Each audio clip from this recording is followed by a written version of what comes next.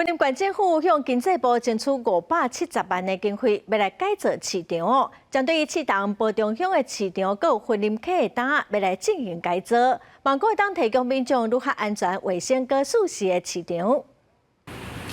消费者来到猪肉摊买猪肉，过去业者直接把猪肉放伫咧摊位内卖，也毋过未来为了提供更较鲜的猪肉产品，市东公有零售市场摊商透过补助计划，要来增加冷藏设施。要争取那个有冰箱的18%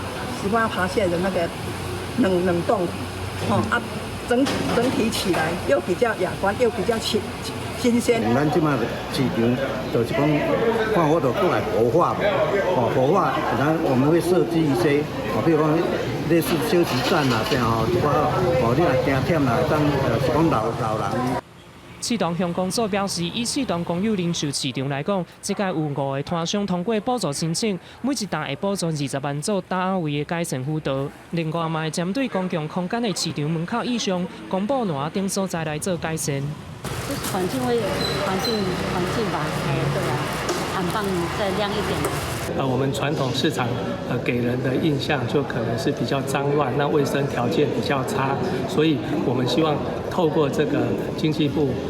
发展署的一个计划的补助，来就摊位的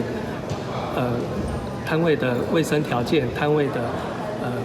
内容，还有我们市集的整体环境来做一个改善。建设处表示，这届包括市东乡、保中乡公有零售市场，也有云林客摊商集中场，拢总3个所在得到中央补助，计共570万块，会甲比合适的导入传统市场，改善动线，也有单位的设施做辅导，希望让市场持续活化转型、永续经营。公司新闻综合报道。